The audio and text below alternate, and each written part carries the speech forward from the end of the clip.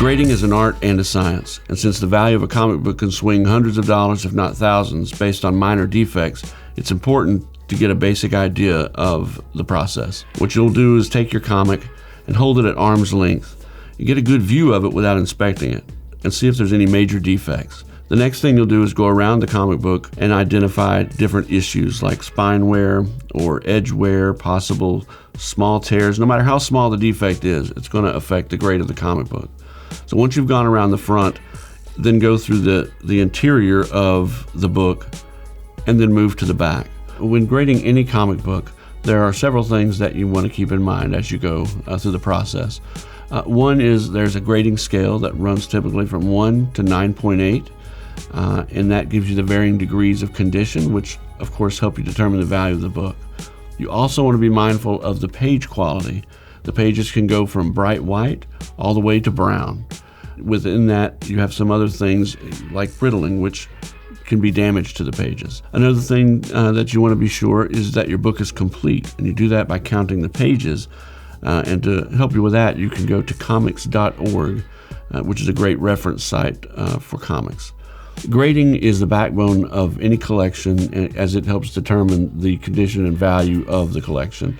And having said that, we're going to look at 5 different copies of X-Men 140 to show you that scale.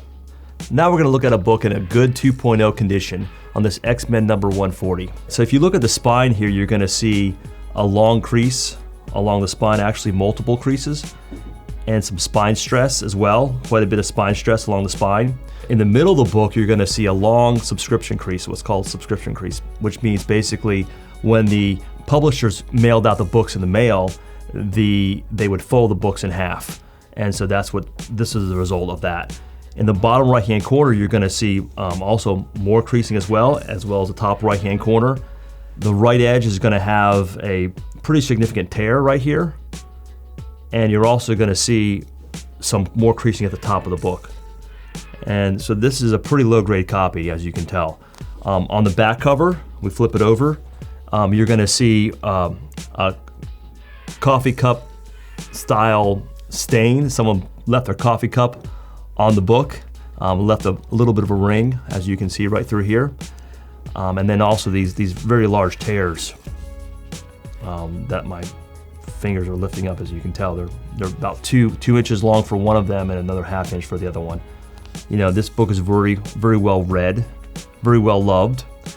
And this was what brings it down to a low-grade 2.0 condition. Now we're going to look at a 4.0 very good X-Men 140. Overall, the book presents itself fairly well. It's got decent color, but as you begin to look at the book, you can see some heavy wear. The spine creasing and some spine ticks that go in on the book. The black cover is going to show starkly those different defects. Once we look at the back, you're going to see on the white cover, it's going to take a closer inspection. And you'll run into that same issue when the front has a lighter color cover.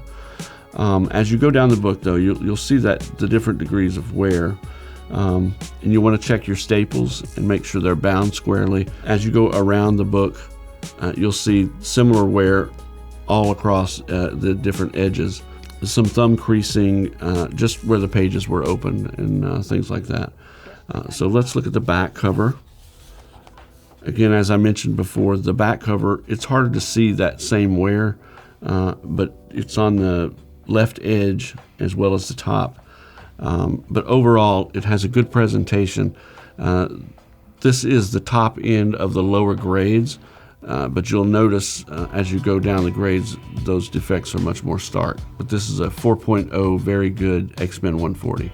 So now we're going to look at a fine 6.0 grade on this X-Men number 140. So if you look at the spine here, you're going to see that there's about 8 to 10 spine stress or stress marks, depending on what you want to call them. At the top of the book, we have some creasing right through there. And on the bottom right corner, you're also going to see some another crease, a pretty long crease that you can barely see with the naked eye. So sometimes you have to hold these books up to the light to actually see the defect. Another defect you'll see here in the tree area, you're going to see a crease right through here. And that's about it on the front cover. So as you look at this book, you'll see that the book has nice eye appeal. It looks like a very high grade book, but as you look closer, you'll see that the defects bring the grade down to a 6.0 condition. On the back cover looks pretty nice. The major defect in the back cover, there's some staining if you look right in this area here. So in conclusion here, the grade looks much nicer as a 6.0 book should look, but the defects bring it down to this grade. Now we're going to look at a very fine 8.0 X-Men 140. You'll notice the book has great color, it lays flat, it has a really nice presentation. Overall, it's an excellent copy. There are a couple of minor flaws that bring the grade down to an 8.0. If you look along the left edge, you'll see a couple of areas that give you some trouble, and it may take close inspection. You've got a bend right here, and then you've got two smaller spine ticks right below that. Once you notice them, they stand out, but not until you really inspect the book. And that's really all that's wrong with the front cover. As I said, it's a really great copy and great color.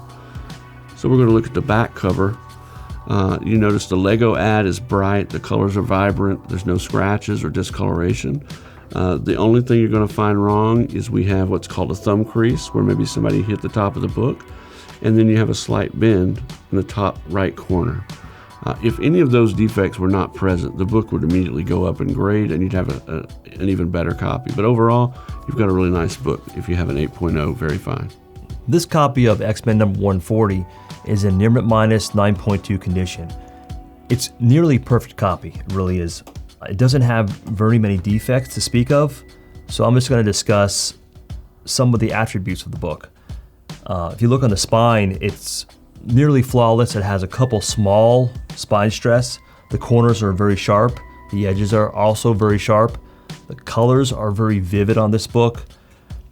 There are no other defects on the front cover besides a few small, very small spine stress, probably 1/64 of an inch or less. On the back cover, it's a very similar situation. You have a very white back cover. There are no visible defects that you can really see. The corners are also very sharp. The edges are also very sharp as well.